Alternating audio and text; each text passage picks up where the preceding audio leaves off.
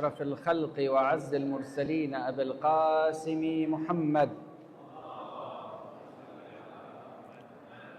وعلى آل بيته الطيبين الطاهرين وصحبه المنتجبين وعلى جميع أنبياء الله والمرسلين. Brothers and sisters, according to some narrations, nowadays we have the celebration of the birthday of Imam Ridha alayhi salam. Some people they say 11 Dhul Qa'dah, some people they say it is in Dhul Hijjah, some people they say in other months. To us does not matter much, because every day for us as the followers of Ahl Al Bayt alayhim salam, we remember Muhammad wa Ali Muhammad.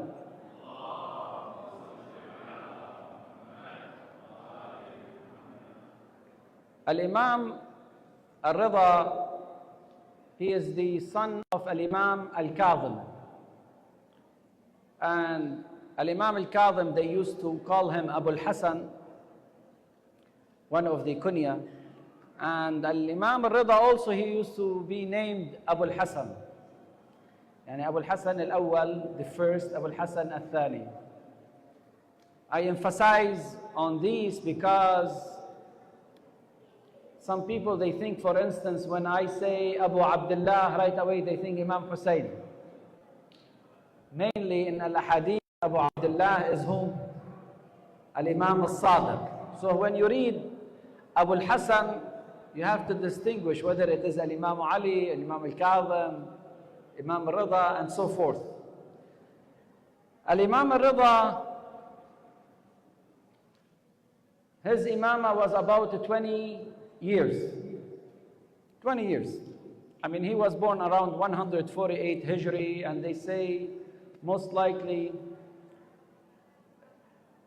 his death was about 203. And about 55 years old, more or less, depending on the riwayat. The famous opinion among Shia, he was poisoned by Al-Ma'mun, and definitely we have different opinions.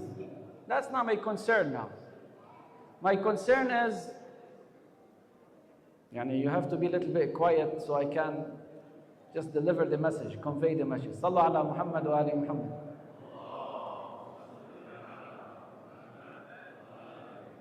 My concern, brothers and sisters, when we go back to history and read about great, infallible people like Al-Imam Ridha alayhi salam, is to learn from them. Because the role of the Imam is not just to teach us fiqh, is to lead. And this is, we see it also when we talk about Al-Marjaa. And the famous opinion among Shia, school of thought, or scholars, as you know, you have to refer to 11 Marjaa. And one of the reasons they pick up the wisdom behind it, the role of the Marjaa is not just to give you a fatwa. The role of the Marjaa is to make you feel there is a leader you can depend on.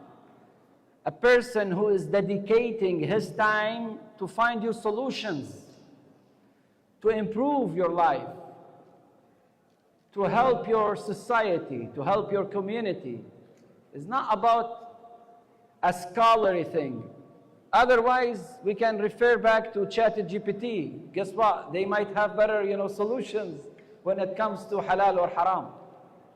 I need someone to lead as an example, as a role model. He knows about the ummah, and he knows about the problems that we are confronting, and he gives us proper solutions and the proper verdict beyond regular classical things. When we take a look at Al-Imam Ridha alayhi salam and the blessing of Al-Imam Ridha, we see an Imam who had to go all the way from Medina in Saudi Arabia, which we go Medina, and the Muslimin, they migrated from Mecca to Medina, Medina al-Rasul, Taiba, Yathrib. He used to live in Medina, and he was well known in Medina. Ali al-Ridha, Ali bin Musa al-Ridha, Salamullahi alayhi, was well known in Medina. You are talking about an era, al-Imam and the concept of a Shia was well crystallized. It's not like in the beginning of it. Al-Imam al-Sadiq paved the way for the school of Muhammad wa Ali Muhammad alayhi salam.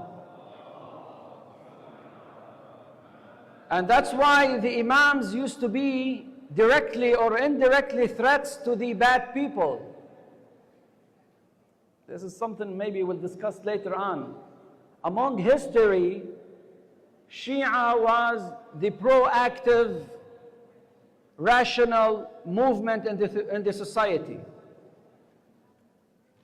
We don't have a Shi'i will tell you, oh, Yazid was he right because, you know, he was Khalifa, Imam Hussein was not, wal-iyadhu billah. We have a group of other school of thought, they say that. We don't. Anyway, Al-Imam Ridha was well known in Medina, and he clearly declared his imamah. He did not hide it.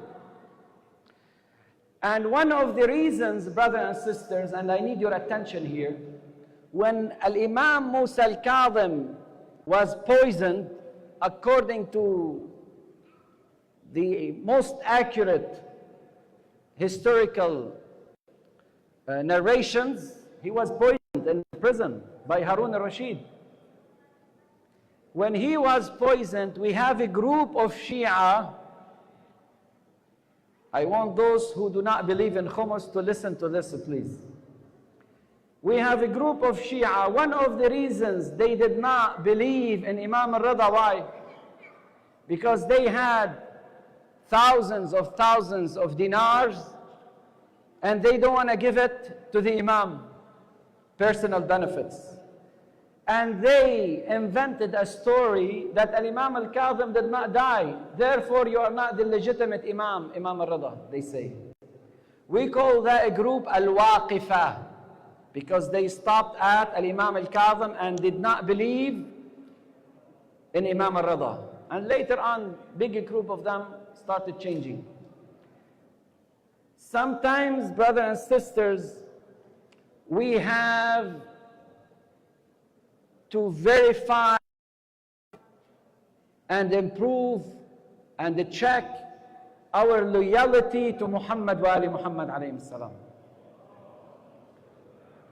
Yani, if you were in the time of those people, were you going to say, you know what, no, I don't believe in you, and you keep the Khumus aside? Allah, al-Khumus, 1,000, 2,000, 3,000, what a big deal. But if you are making 1 billion and I'm telling you 20% is Khumus, you recount stuff.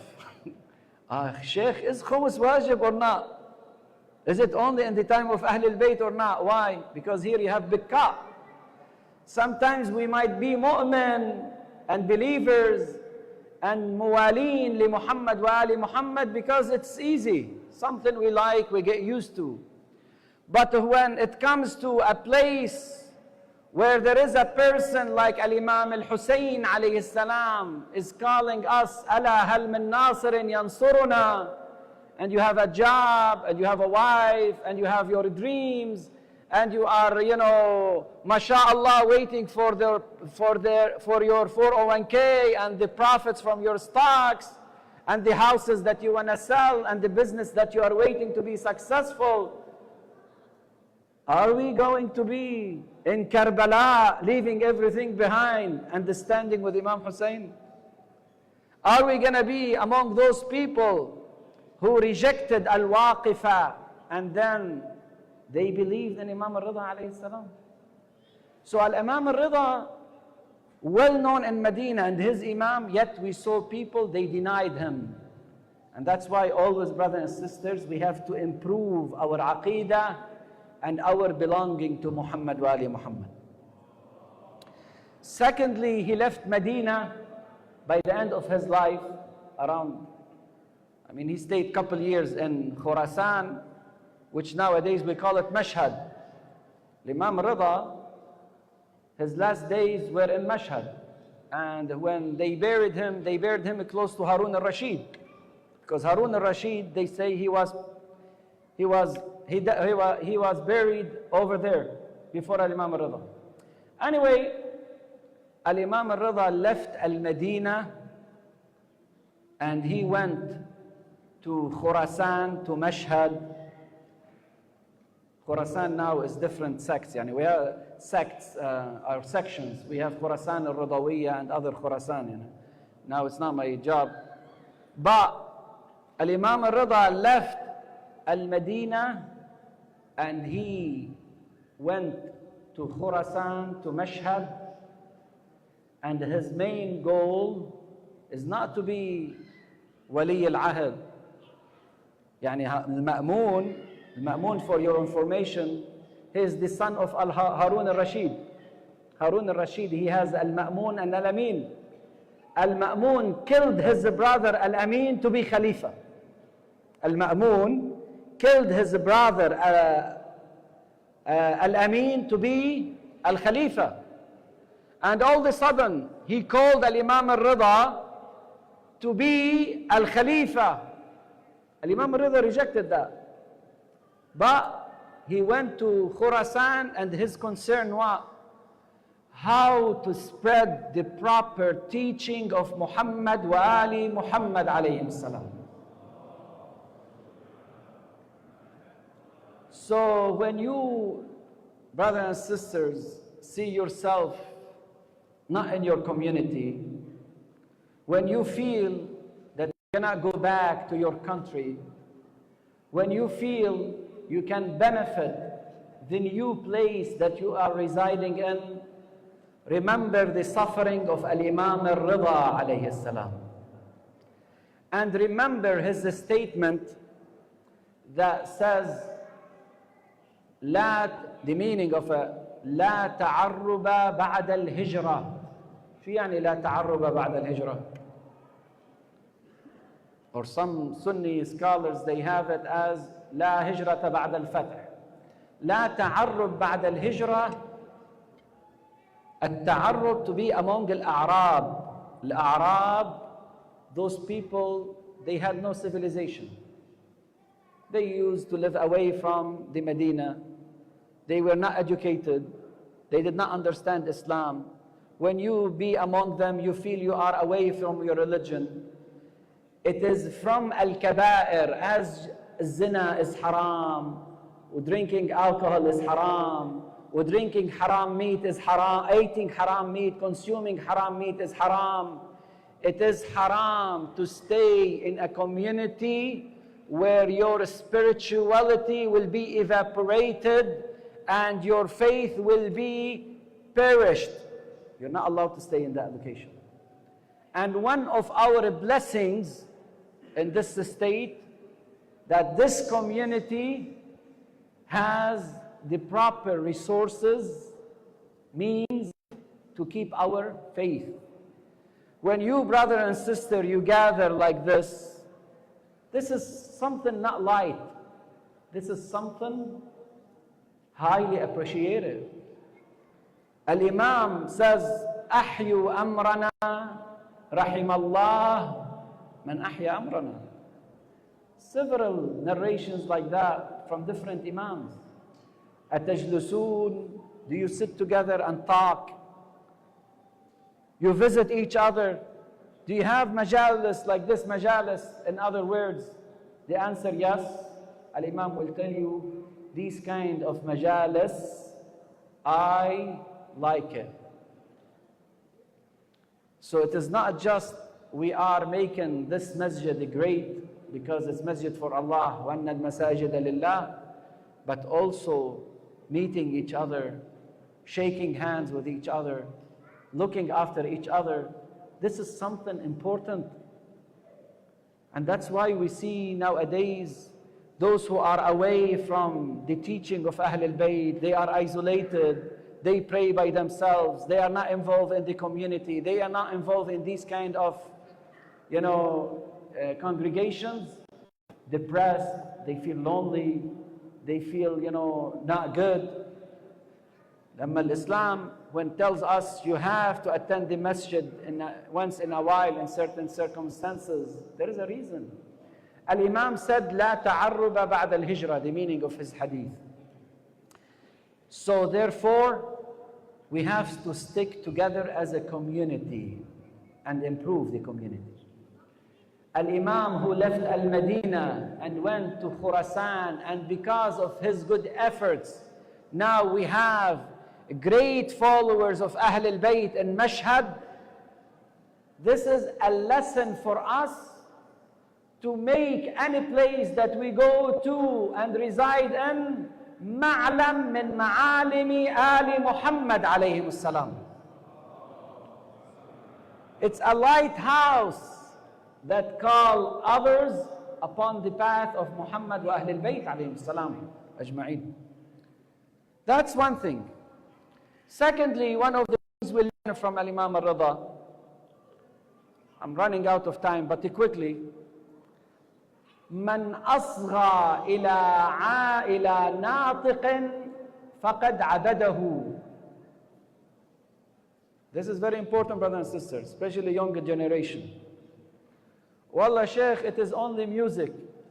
If that music is haram, because it has haram words, because it's calling you to do something haram, to imagine something haram, to behave in a haram way, has no virtues, haram beats, haram rhythm, haram tone, haram situation, Islam will tell you, by listening to it, you are listening to shaitan and you are worshipping shaitan.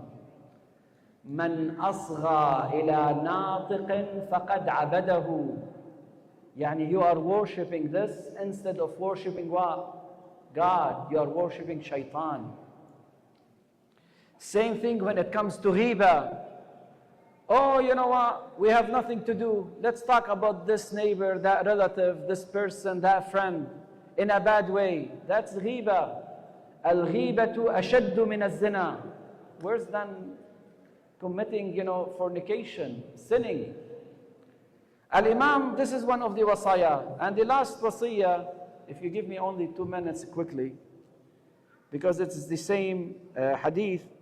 Al-Imam said, gave us something very important when it comes to the true understanding of virtues of Ahl Al Bayt. Because a person came to Al-Imam asking him, your enemies, they put virtues for Imam Ali, our narrations, our enemy. They added to our books virtues of Ali alayhi salam. How we are going to deal with it? Al-Imam gave us very important indicator. I don't have time to go over all the hadith, but he made it very clear, brothers and sisters. One, stay away from extremists and those who exaggerate in Ahl Al Bayt. Ahl Al Bayt are infallible, are ma'soomeen, are the successors after Prophet Muhammad sallallahu alayhi wa sallam, are the imams that we have to follow, but yet do not make them gods. And that's what happened with Imam Ali alayhi salam, with some, mughalin, we call it ghulu. The second one, Al-Imam said, be careful of the hadith that explicitly talk bad about our enemies or opponents. We don't do this. We do not directly talk about those bad people in certain bad ways that create a problem in the society. And the third, those hadith that do not give us what we deserve. They make us like regular people that because to some people, if you tell him, Qala Ali or Qala Abu Huraira, to him is the same. No, it's not the same. It's not the same. Qala Ali bin Musa al-Ridha is not like another tabi'i or the tabi'i of the tabi'i. It's not the same. Ahl Al Bayt, they have a special role in Islam by authentic mutawatir hadith among all Muslims. Mutawatir, مش بس صحيح, more than صحيح, more than authentic. That the Prophet sallallahu alayhi wa alihi wasallam, according to Sunnah and Shia, said, إني تارك فيكم الثقلين كتاب الله وعترتي أهل بيتي. عترتي أهل بيتي. Now the question, and here I conclude. Are we following Al-Imam Ridha? How many of us get a chance to open Al-Kafi and read some narrations narrated by Imam Ridha? Do we know much about Imam Ridha? What's the percentage we are following that Imam? 1%, 0.0001%, 1 nano%. How much we are following that Imam? This is very important, brothers and sisters. We have a blessing called Al-Quran, and we have important blessing called Ahl Al Bayt. Do not let that blessing get out of your house, out of your faith, out of your daily behaviors. Whenever you declare that you love Ahl Al Bayt, Ahl Al Bayt are waiting for your good deeds, for your good behavior, for your good knowledge, are waiting for you to defend Islam, to defend their teachings, to be the light among others, to guide them of Ahl Al Bayt alayhim as-salam through your good deeds, good morals, good ethics, good behavior, because you are different than others by all means and by all situations and by all factors. And by that, you are a true believer and the true followers of Ahl Al Bayt alayhim as-salam. Bismillahir Rahmanir Rahim. Wal 'asr innal insana lafi khusr illa alladhina amanu وعملوا الصالحات وتواصوا بالحق وتواصوا بالصبر وإلى أرواح موتانا وموتاكم وموتى المؤمنين والمؤمنات نهدي ثواب مجلسنا هذا ومنطقنا مع سورة المباركة الفاتحة تسبق الصلاة على محمد وآل محمد.